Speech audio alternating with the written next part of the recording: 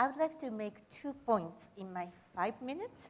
My first point is that I want to emphasize the importance of putting the natural capital or earth ecosystem and its service at the center of this nexus discussion, and I want to tell you why. The world is facing these 3 mega trends: the increase in the population, middle class, and urbanization. So the world needs to find a way to meet those, say, the doubling demands for food, transport, energy, housing, and building. And binding constraints to meet those competing demands is actually its natural capital or earth ecosystem. We have already witnessed a loss of biodiversity, coral, fish, land, and climate change is just one of the symptoms which tell us that our interaction, human interaction with the nature, is pushing the carrying capacity of the nature almost to its limit.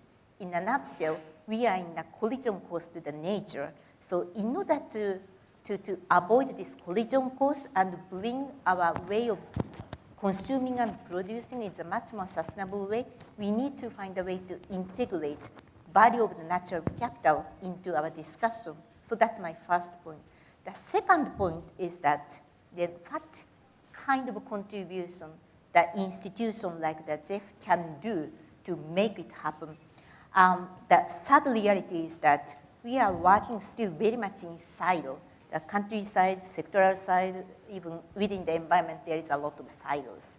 So, but the good news is that by now there is a growing recognition to the fact that those nexus issues, there is a huge interdependence or interconnectedness of those areas, which calls for a much more integrated approach.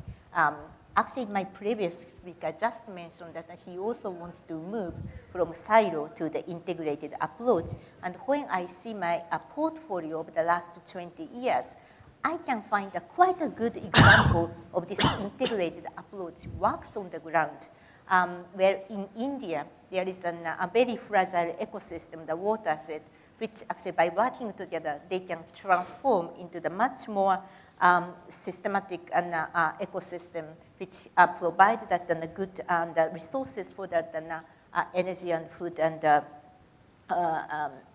transport. However, that there is a key ingredients in this working model.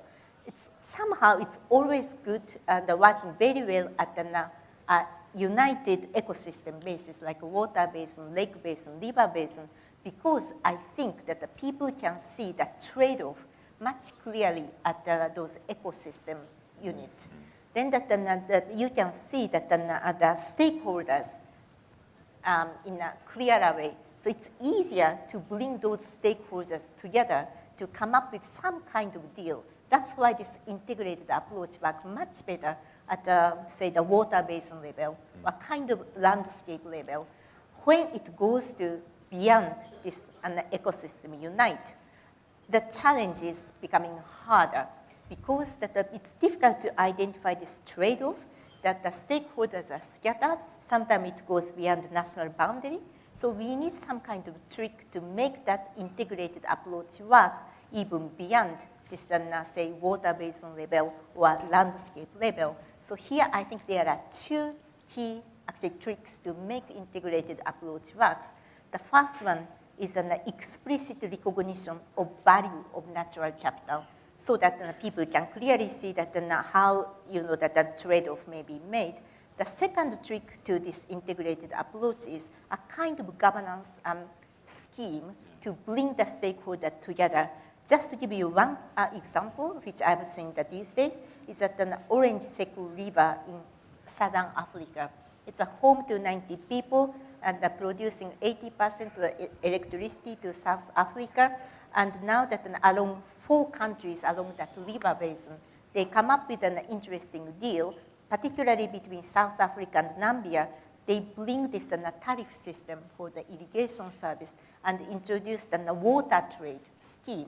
So putting the explicit value to this natural capital, in this case it's water flow, and come up with a trading scheme, you can clearly see this trade-off, and also they are now developing the method to allocate water resources among competing usage of the water. So it's just one example how you can make this integrated approach work even if it goes beyond national boundary, so that a clear valuation of the natural capital, a kind of governance mechanism to put, bring the all stakeholders together. By doing that, I think there is an opportunity for this nexus and approach to really work even beyond a narrowly defined ecosystem. And the institution like us is really interested in promoting this kind of service and the model with all of you. Thank you. Thank you very much for